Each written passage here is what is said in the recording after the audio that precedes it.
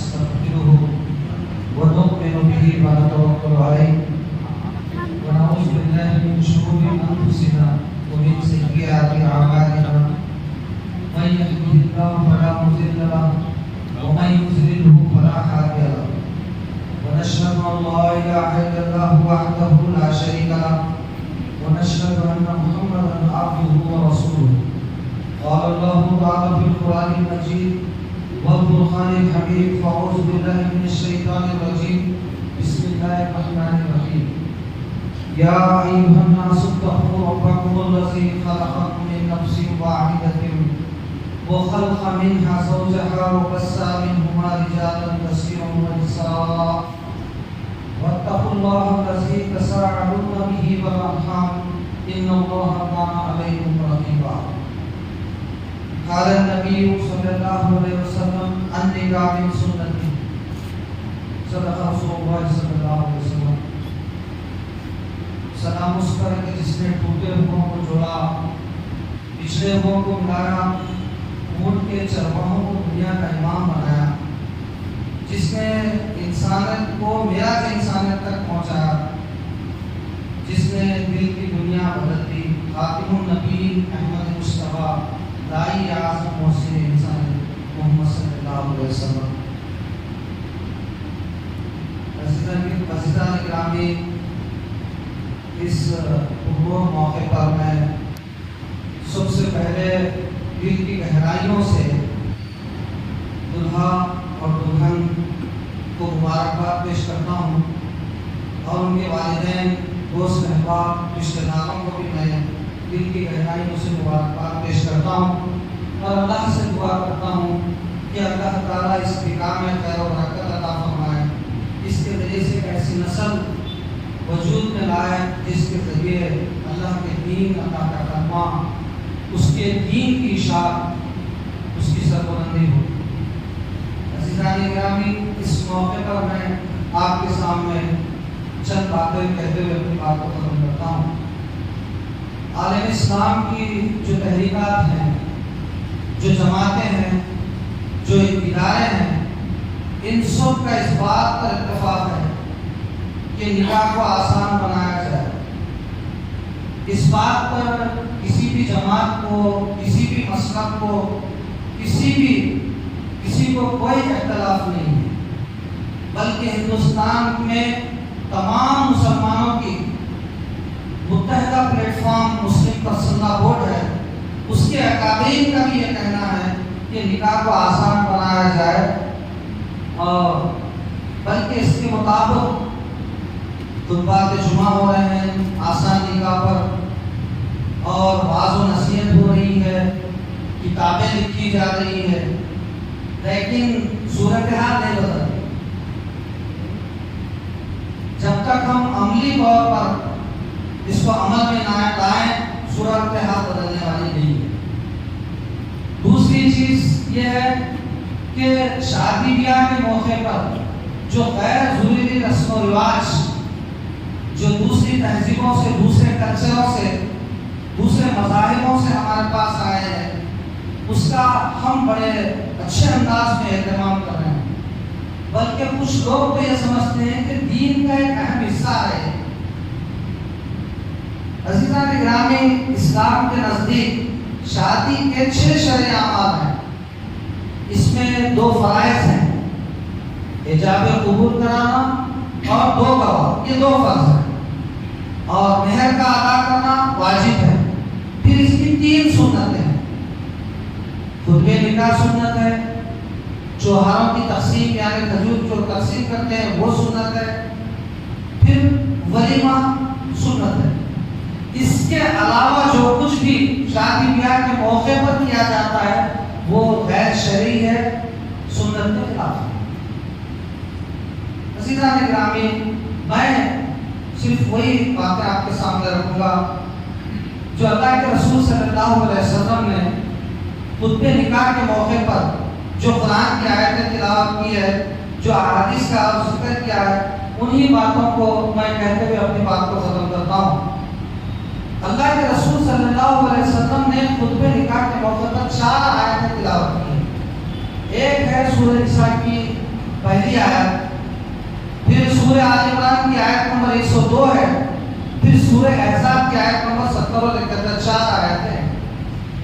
سورہ نساء کی پہلی آیت میں 7 باتوں کا حکم اللہ تعالیٰ نے دیا ہے۔ یا ایھا الناس اتقوا ربکم الذی خلقکم من نفس واحدۃ وخلق منها زوجها وبث منهما رجالا کثیرا ونساء۔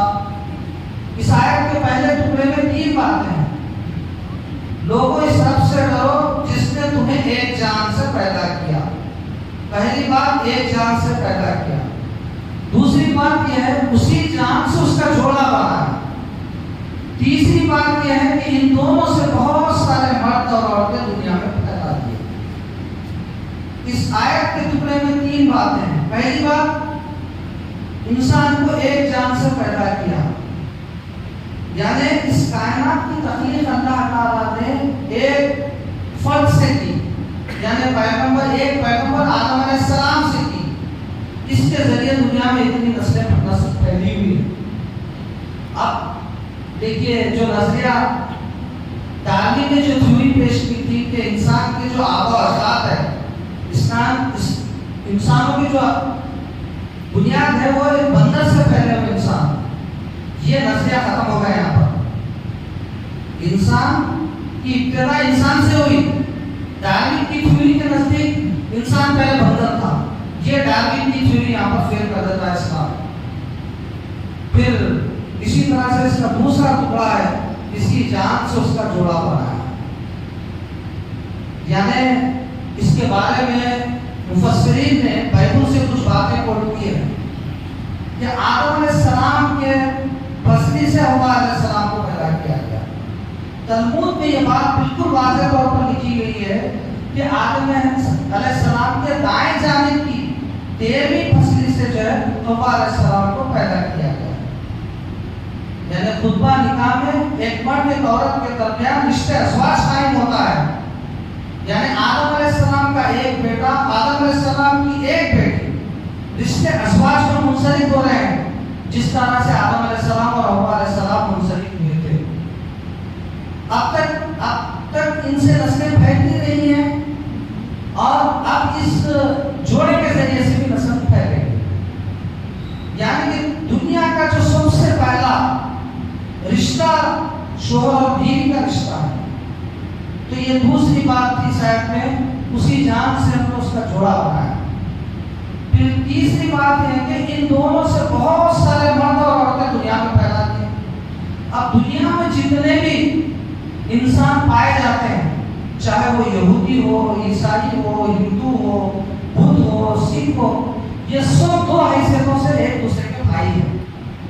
پہلی حیثیت یہ ہے کہ سب آدم کی اولاد ہیں، ان کے بابا آدم علیہ السلام کے باپ ہیں۔ ثانوی حیثیت، دوسری ایک حیثیت یہ ہے کہ سب اللہ تعالیٰ کے بندے ہیں۔ اس حیثیت سے جو ہے یہ برادر ہوڈ کی سب سے بڑی مثال جو ہے انسانیت کے لیے، یہ 2 حیثیتوں سے ایک دوسرے کے بھائی کے تمام مثال۔ عزیزان گرامی، پھر دوسرے آیت کے دوسرے ٹکڑے میں 3 باتیں، وَاتَّقُوا اللَّهَ الَّذِي تَسَاءَلُونَ بِهِ وَالْأَرْحَامَ إِنَّ اللَّهَ كَانَ عَلَيْكُمْ رَقِيبًا۔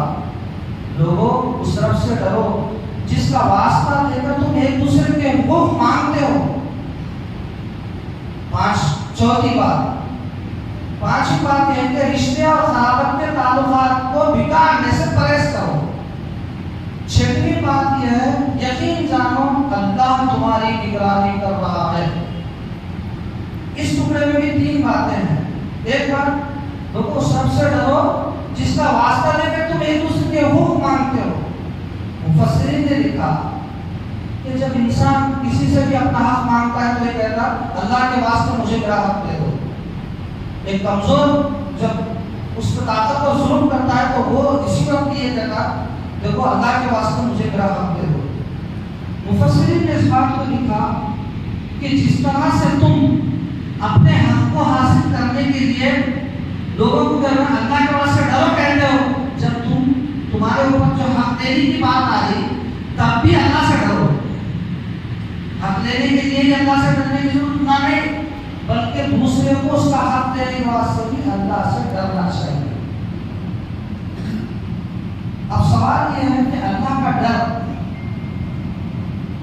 یہ وہ ایسی بنیادی اکائی ہے، اگر خاندانوں میں محبت پیدا ہونے کے لیے، ایک دوسرے کے حقوق کو صحیح طور پر ادا کرنے کے لیے سب سے اہم اکائی ہے اللہ کا ڈر، اللہ کا خوف۔ آپ اندازہ لگائیں اس آیت کے اندر اللہ تعالیٰ نے 2 مرتبہ ڈرنے کا حکم کیا۔ اب ہم سب سمجھتے ہیں کہ یہ کچھ نکاح کا موقع ہے، خوشی کا موقع ہے، پھر اللہ تعالیٰ کیوں ڈرنے کی بات کر رہے ہیں؟ تو اس بات میں بتایا لوگ اللہ سے ڈرو، کیونکہ جب تک ڈر انسان کے اندر پیدا نہیں ہو سکتا وہ نیکی کے کام نہیں کر سکتا، برائی سے رک نہیں سکتا، اور لوگوں کے درمیان محبت قائم نہیں کر سکتا۔ ایک دوسرے کے حقوق صحیح طور پر ادا کرنے کے لیے اس کے لیے ضروری ہے کہ اللہ کا خوف، اللہ کا ڈر، اس کی خشیت اس کے اندر پیدا ہو۔ پھر یہ چوتھی بات تھی۔ پھر اسی طرح سے 5ویں بات یہ ہے کہ رشتے اور قرابت کے تعلقات کو بگاڑنے سے پرہیز کرو۔